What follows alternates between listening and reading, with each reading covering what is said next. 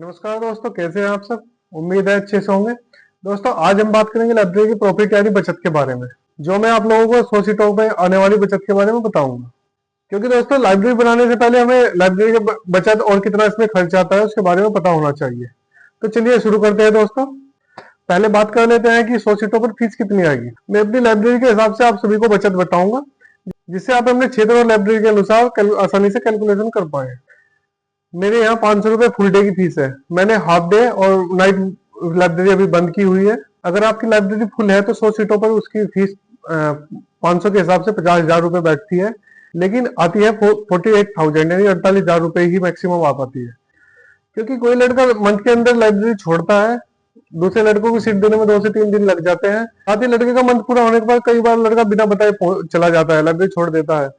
तो उसमें 2 से 3 दिन की जो सीट खाली रहती है उसके कारण 50,000 की जगह 48,000 ही फीस आ पाती है। दोस्तों, बात करते हैं खर्च के बारे में। लाइब्रेरी में सबसे बड़ा खर्च लाइट का यानी बिजली का होता है। अगर आपके यहाँ सोलर बिल्कुल भी नहीं है और 100 सीटों पर 4 एसी आपने लगाई हुई है तो आपका औसत बिल जो है दोस्तों 8,000 रुपये आएगा।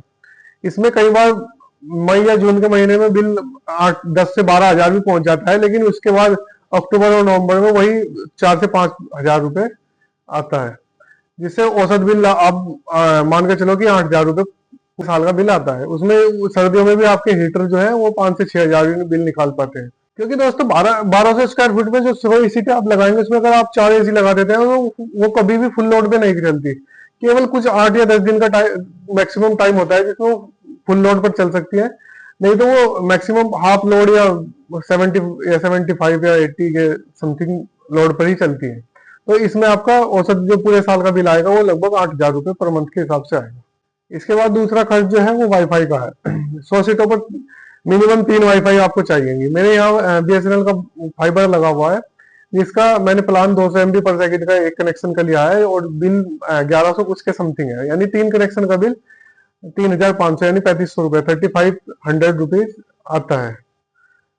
और इसके बाद सफाई के लिए, अगर आप किसी को सफाई के लिए रखना चाहोगे तो वो 2,000 से के आसपास आपको से लेगा। इसके साथ मेंटेनेंस का लगभग 2,000 रुपये पर मंथ मेंटेनेंस में भी आ जाता है, क्योंकि उसमें आपका वेल्डिंग जैसे कहीं पे कोई चेयर वगैरह क्रैक हो जाती है या कहीं से जॉइंट छूट जाता है तो उसमें वेल्डिंग का खर्च, और एसी वगैरह की सर्विस है, जैसे RO लगी हुई है उसके फिल्टर वगैरह है, और मोर्टीन है, इस तरीके के रूम फ्रेशनर है।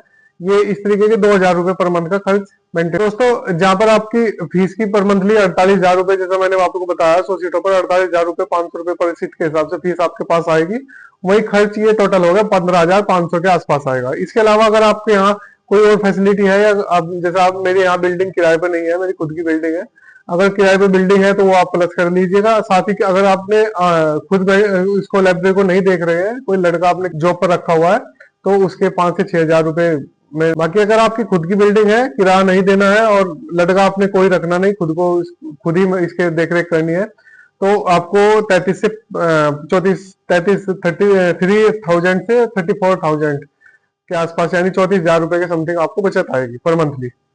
100 सीटों पर जो 500 रुपए पर सीट के हिसाब से मैंने आप लोगों को बचत बताई है, 33 से 34,000 रुपए पर मंथली आपको बचत आती है। इसमें अगर आपके यहाँ फीस 400 है या 300 है या 500 या 600 700 जिस तरह के, क्योंकि नगरीय क्षेत्र में अधिकतर फीस 1,000 के समथिंग रहती है, तो उसके हिसाब से आप कैलकुलेशन ऊपर नीचे कर सकते हैं। बाकी मैंने आपको 100 सीटों पर 500 रुपए पर सीट के हिसाब से फीस का आपको प्रॉफिट बताया है। आगे भी इसी तरीके की जानकारी पाने के लिए चैनल को सब्सक्राइब करें। धन्यवाद दोस्तों।